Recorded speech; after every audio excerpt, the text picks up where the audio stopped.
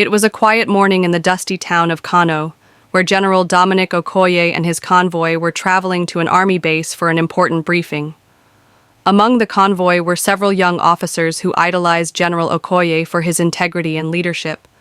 The general was known for being a strict but compassionate man, respected by his subordinates and feared by his enemies. Unbeknownst to him, danger loomed closer than he could imagine, and it wasn't from outside enemies. It was from within.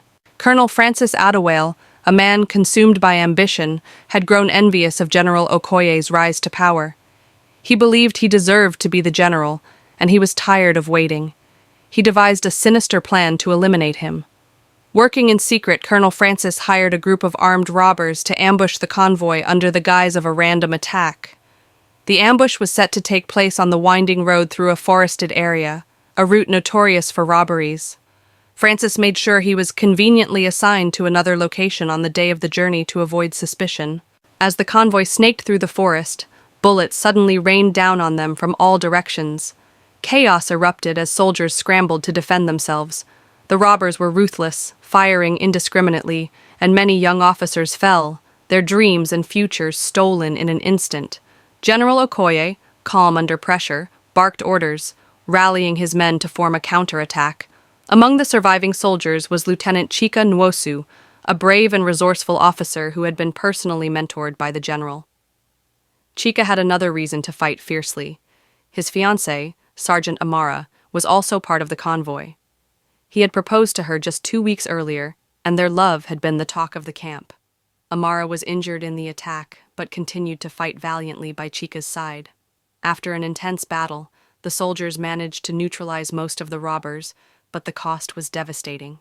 Over 20 officers lay dead, and the surviving soldiers were left shaken. General Okoye himself was injured but alive. Back at the base, the survivors began piecing together the events. Something felt off to Lieutenant Chika. The robbers had targeted the general's vehicle with unusual precision. How did they know the convoy's route and timing? Chika shared his suspicions with Amara, and together they discreetly started an investigation. Their findings pointed to Colonel Francis.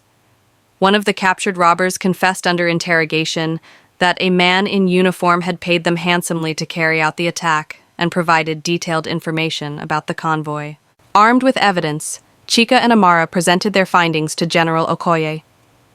Though furious, the general was also heartbroken. He had trusted Colonel Francis for years. He decided to handle the matter discreetly to avoid tarnishing the army's reputation.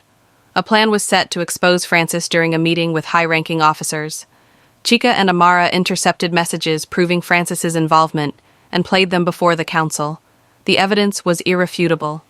Francis, cornered and desperate, tried to deny everything, but his guilt was written all over his face. He was arrested on the spot, stripped of his rank, and court-martialed. General Okoye honored the fallen soldiers with a heartfelt ceremony, vowing never to let their sacrifices be in vain. He promoted Lieutenant Chika for his bravery and dedication, and Amara was recognized for her courage. The couple's love story became a symbol of hope and resilience within the army. Colonel Francis was sentenced to life in prison, a grim reminder of what unchecked ambition and betrayal can lead to.